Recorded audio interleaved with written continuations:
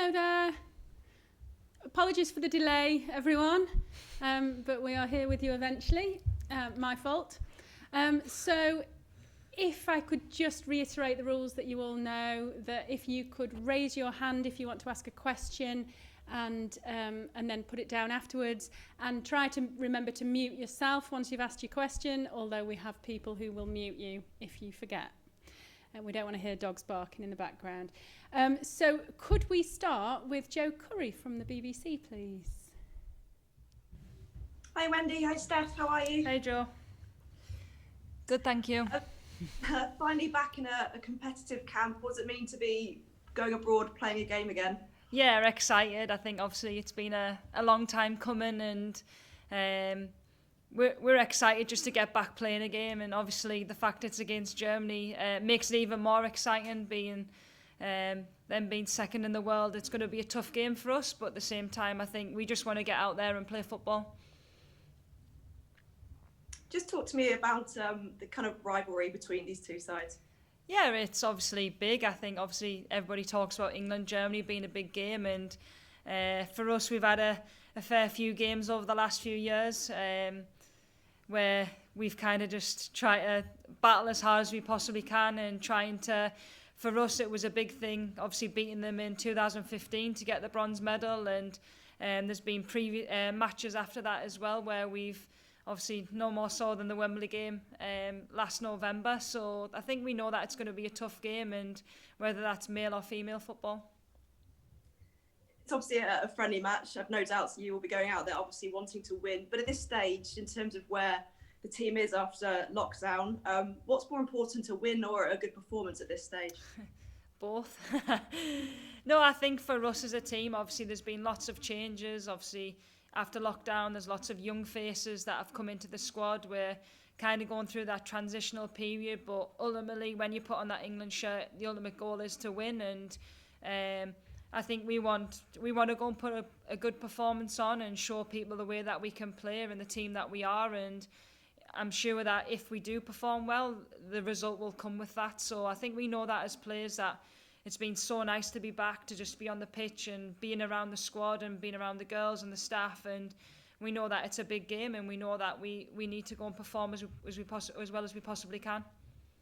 You touched on the point, this is a transitional stage for the team. Phil has described it as the start of a new journey for the Lionesses. How did it feel for you?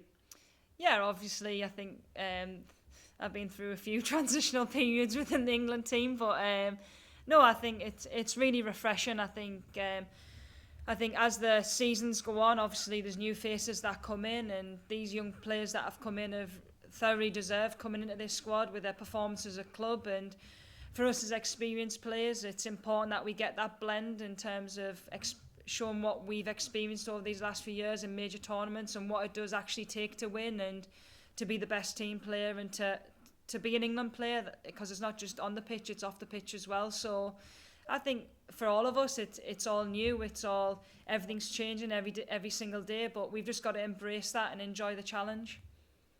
For any of those new players getting that first cap against Germany, I mean, it's a huge moment. I'm sure you remember your first cap like it was yesterday. What are those words of advice to those new players will be like? I think it's just to be yourself. I think and enjoy it and embrace the moment. I think obviously a lot of these girls that have not played for England before, they've probably dreamt about doing it, but when it happens, it's the most surreal moment, and it's not just a moment for yourself, it's for your family as well, like for your parents that have took you to training when you were younger, and all the hard work and all the sacrifices you've had to make. It makes all that worthwhile when you pull on your England shirt for your first time. So hopefully there'll be a few debutants come Tuesday, and if there is, that they really deserve that opportunity to do so.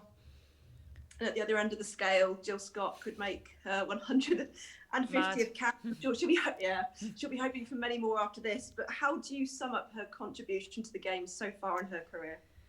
Jill's an exceptional player in terms of her work rate, her energy, her enthusiasm. I think all them bits that probably you as media and a lot of players don't probably appreciate, like breaking up play, the tackles, the first contacts, just being there in the right place at the right time. She's done that for 150 times for this country and for this team, and however many miles she's ran, I think like she deserves all the accolades that she gets as a player, and to earn 150 caps is an unbelievable achievement. To be consistently playing every single season, to play in all the major tournaments that she has, I couldn't think of a better person to achieve that, and she knows how much we appreciate her in this squad, not just here but in Manchester City as well. I think a personality and a drive to win and to bring players under her arm to kind of look after them is second to none. So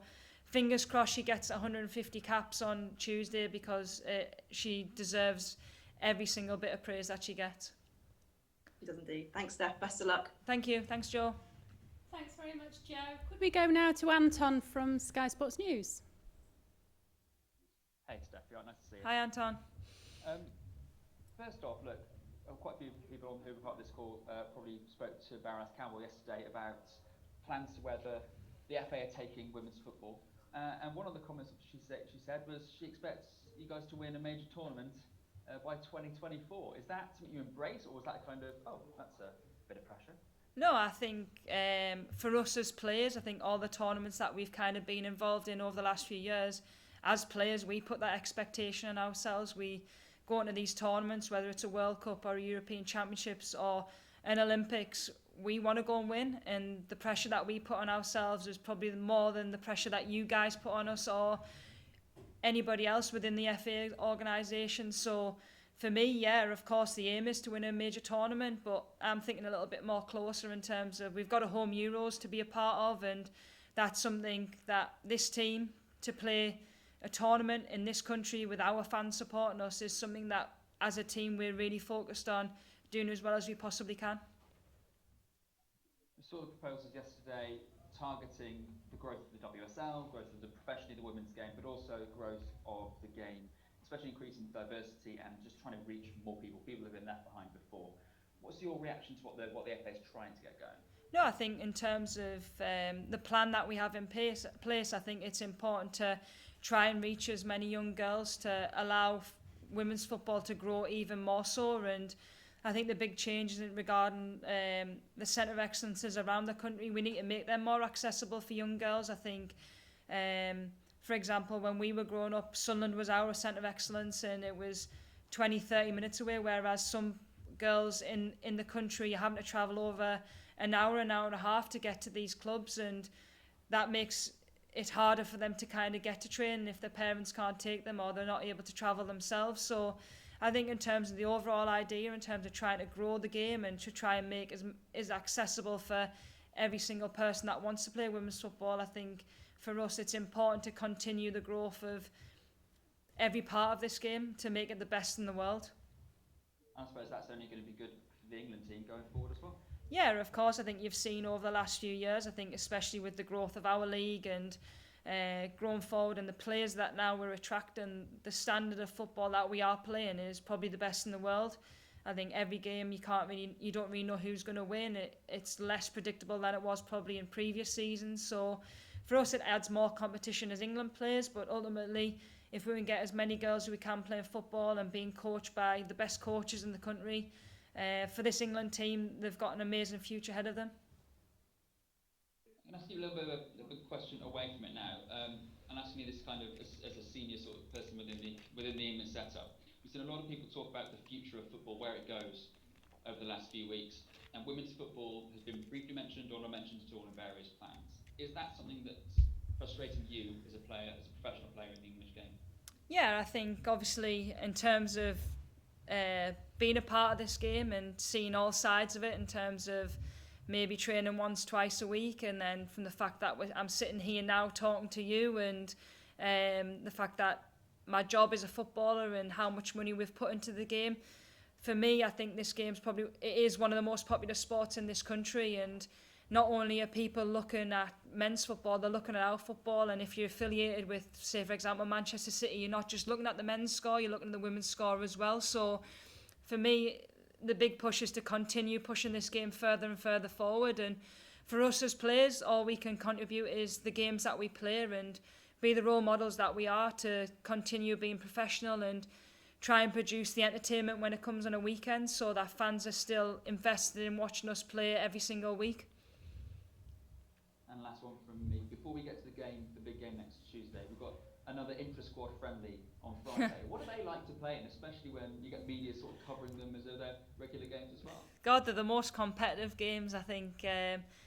I think it's important for us to have them as a squad, because you're ultimately playing against the best players in England, and I know that we do that in WSL every week, but I think to kind of build that competitive edge within the squad, but to also to build that togetherness with whatever team you're on, and to try what the manager wants to try. It's important for us to have these, and ultimately these games, in terms of physical, probably the hardest games that we play, and that was certainly the case last camp in terms of the stats that we all reached. It was physical, it was hard, but we think that if we can train at that intensity and we can play against each other at that intensity when it comes to playing against the best in the world, whether it's Germany or USA, as players we're prepared for that. Thanks, Steph. Have a good week. Thank you. Thanks, Anton. Could we go to Girls on the Ball, please? Rachel and Sophie. Hello. Hiya. Hi. So there's, when we had these big signings, we kind of touched on it earlier, coming into the WSL, there was a little bit of fear that England players, especially the youngsters, wouldn't get many minutes on the pitch, but much of the senior setup are getting consistent minutes week in, week out. What does that say to you about the standard of your team? Yeah, I think it's exciting. I think you see the likes of Ella Toone, like Millie Turner, they're playing week in, week out at Manchester United, and the likes of Georgia Stanway, you've got Esme Morgan that's coming in from Man City, and I think it just shows in terms of the league we are able to give these youngsters a lot of chances, because not just because we have a lot of games, but because of the quality of players that we have. So for us as England setup, it's fantastic to have such a range of players, but also players that are really playing well and in good form, and it makes training that more competitive, and for us as players and individually, it allows you to keep improving every single day. And you know, there's a lot of talk right now about Phil and the Olympics, and when you're in that dressing room or in that huddle, is it your job to keep the team focused on the immediate task at hand and not worry too much about what's going on off the pitch, or is that easy? To be honest, I think in terms of the professionalism shown by the girls, I think they've been world class. I think since the announcement came about the new manager, I think the focus was always on respecting our current manager in Phil, and for us as England players, we have to do our job and we have to play football at the highest quality, and whenever we pull on an England shirt or whatever it might be, I think it's always about trying to work as hard as we possibly can and live up to the expectations that we have as England players. And there's been no instances from that announcement until now where I can say that people have took their eye off the ball. I think we know that it's a big year ahead, and there's some major tournaments coming up, and obviously at the end of the season hopefully there'll be Olympics. So to be able to get into that Olympic squad, we have to be playing well for England, and ultimately that's everybody's aim. So it makes my job that little bit easier that everybody has just been so professional and just kind of focused on taking each day as it comes and just enjoying being a part of camp again. And last one from us, we distinctly remember you scoring that goal in Wembley in 2012 for Team GB. Now you're captain of one of the best England sides we've ever had.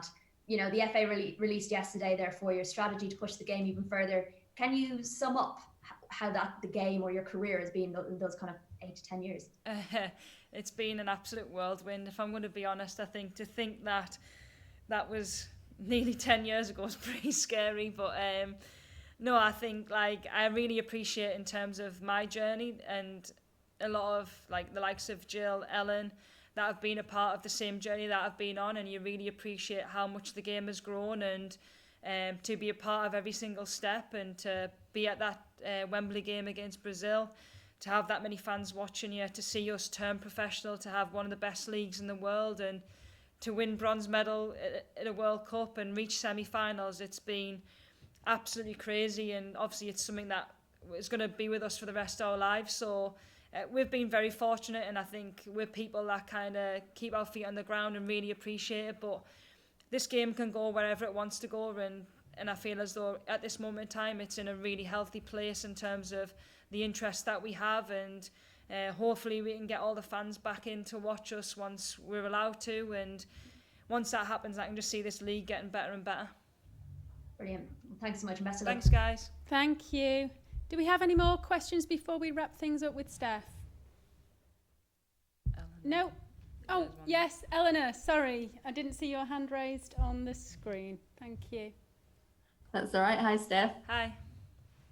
Just to go back to what Sue Campbell said yesterday, I mean, she said it would be a failure if England don't win a major tournament before 2024. I just want to, I mean, do you agree with that? Is that maybe a bit too black and white, or how do you see it? No, I think like what I've just previously said there, I think as players, the expectation that we put on ourselves and individually and as a team is that whenever we enter a tournament, we want to go and win.